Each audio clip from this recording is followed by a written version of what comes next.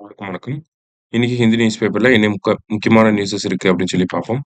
முதல்ல பார்த்தீங்க அப்படின்னா, free breakfast medical aid for conservancy workers in Tamil Nadu அப்படின்னு சொல்லி குடுத்துருக்காங்க. ஓகேவா? தமிழ்நாடு கேபினெட் வந்து ஒரு முக்கியமான முடிவு எடுத்திருக்காங்க. என்னன்னா, சமீபத்தில தூய்மை பணியாளர்கள் எல்லாருமே சென்னையில ரிப்பன் பில்டிங் முன்னாடி நின்னு போராட்டம் பண்ணிட்டு இருந்தாங்க.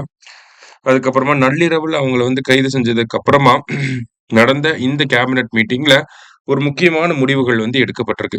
என்ன சொல்லியிருக்காங்க அப்படின்னு சொல்லி பார்த்தீங்கன்னா, நமக்கு அ தூய்மை பணியாளர்கள் அவங்கள தான் கன்சர்வன்சி வொர்க்கர்ஸ் அப்படின்னு சொல்லி சொல்றாங்க. அவங்களுக்கு வந்து ஃப்ரீ பிரேக்ஃபாஸ்ட் வந்து குடுக்க போறாங்க. ஓகேவா? அடுத்ததா ஃப்ரீ மெடிக்கல் ட்ரீட்மெண்ட் அப்படிங்கிறத பண்ண போறாங்க. அதே மாரி அர்பன் அண்ட் ரூரல் ரீஜியன் எங்க இருந்தாலுமே அவங்களுக்கு வீடுகள் கட்டி தரப்படும் அப்படிங்கிறத சொல்லியிருக்காங்க. அடுத்ததா சப்சிடிஸ் வந்து குடுக்க போறாங்க. அடுத்ததா வந்து பார்த்தீங்கன்னா, எஜுகேஷனல் அசிஸ்டன்ஸ் அப்படிங்கிறத குடுக்க போறாங்க. ஓகேவா? முக்கியமான ஒரு சில முடிவுகள வந்து தமிழக அரசாங்கம் வந்து எடுத்திருக்காங்க. சரியா? ஸோ இத பத்தி நம்ம டீட்டெயிலா பார்க்கணும் அப்படின்னா, நமக்கு பிரேக்ஃபாஸ்ட் அப்படிங்கிறது, மெடிக்கல் எய்ட் அப்படிங்கிறதெல்லாம் நமக்கு ஆல்ரெடி நம்ம பார்த்தது தான். ஓகேங்களா? ஃப்ரீ பிரேக்ஃபாஸ்ட் குடுக்க போறாங்க. மெடிக்கல் எய்ட் தரப்போறாங்க அப்படின்னு சொல்லி. இந்த மெடிக்கல் எய்ட் பொறுத்தவரைக்கும் பார்த்தீங்கன்னா, Tamil Nadu cleanliness workers welfare board அப்படிங்கிற ஒரு அமைப்பு இருக்கு. ஓகேங்களா?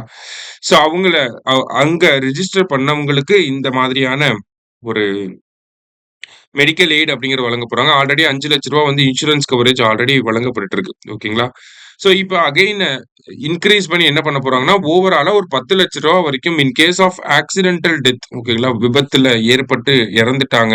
வேலை பார்க்கிறப்ப அப்படிங்கிறப்ப, உங்களுக்கு ரூ. 10,00,000 வரைக்கும் அந்த குடும்பத்துக்கு கிடைக்கிற வகையில தமிழக அரசாங்கம் ஒரு வழி செஞ்சு குடுத்திருக்காங்க. இன்சூரன்ஸ் கவரேஜ்ல. அடுத்ததா பார்த்தீங்கன்னா, நமக்கு அ இந்த கன்சர்வன்சி வொர்க்கர்ஸ மத்தியில ஆன்டர்பிரினர்ஷிப்ப வந்து புரமோட் பண்றதுக்காக என்ன பண்றாங்க அப்படின்னா, சப்சிடிஸ் வந்து வழங்க போறாங்க அப்படின்னு சொல்லி நம்ம பார்த்திருந்தோம். இந்த சப்சிடிஸோட நேச்சர் எப்படி இருக்க போகுது அப்படின்னா, கிட்டத்தட்ட 35% வந்து கேப்பிட்டல் சப்சிடி, 6% இன்ட்ரெஸ்ட் சப்வென்ஷனா வந்து குடுக்க போறாங்க. சரியா? இந்த டேட்டாவெல்லாம் கொஞ்சம் நோட் பண்ணி வச்சுக்கணும் நம்ம. ஓகே 35% அதாவது ரூ. 3,50,000 வரைக்கும் கடன்களா குடுக்க போறாங்க. அது இல்லாம வட்டி மானியம் அப்படிங்கிறது ஒரு 6% வட்டி மானியம் அப்படிங்கிறதும் வழங்க போறாங்க. சரியா?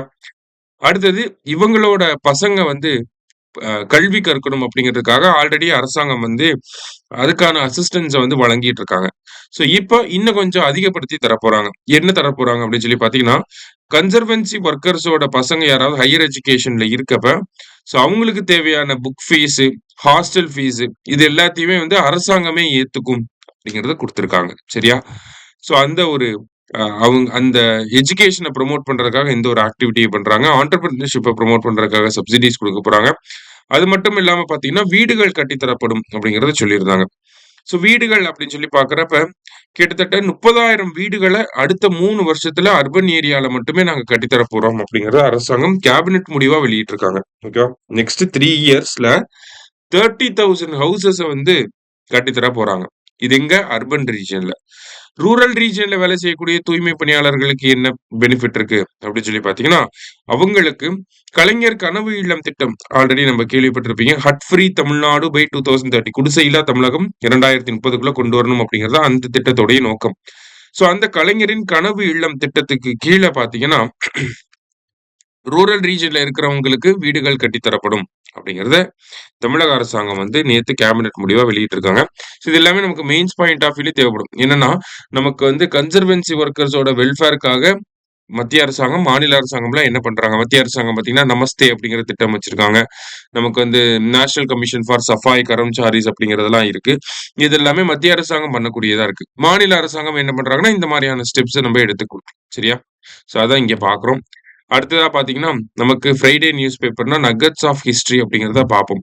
அதுல முக்கியமா இங்க ஒரு விஷயம் குடுத்திருக்காங்க. என்ன அப்படின்னா, Madras presidency comprised 26 districts during independence அப்படின்னு சொல்லி குடுத்திருக்காங்க. அதாவது நமக்கு மெட்ராஸ் பிரசிடென்சி அப்படின்னு சொல்லி பார்க்கிறப்ப இண்டிபெண்டன்ஸ் டே அப்போ 26 டிஸ்ட்ரிக்ட்ஸ் வந்து இருந்திருக்கு. அதுல தமிழ்நாடுன்னு மட்டும் பார்க்கிறப்ப எவ்வளவு இருக்கு அப்படின்னு சொல்லி பார்த்தீங்கன்னா, 12 வந்து இருந்திருக்கு. ஓகேவா? இப்ப இத கேட்கலாம். ஆல்ரெடி நமக்கு இந்த மாரியான கொஸ்டின்ஸ் தான் வந்துட்டு இருக்கு. அ காங்கிரஸோட ஃபர்ஸ்ட் மாநாடு நடந்தப்ப, தமிழ்நாட்டுல இருந்து எவ்வளவு பேர் கலந்துக்கிட்டாங்க அப்படிங்கிறத இந்த குரூப் 4 எக்ஸாம்ல கேட்டிருந்தாங்க.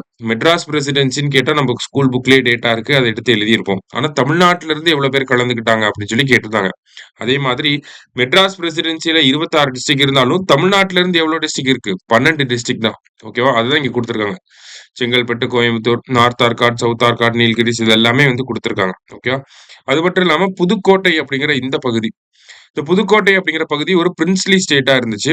அது வந்து இந்தியாவோட எப்ப சேர்ந்திருக்கும் அப்படின்னா 1948ல தான் சேர்ந்திருக்கும். இந்த ஒரு விஷயம் பல பேருக்கு வந்து தெரியாம இருக்கலாம்.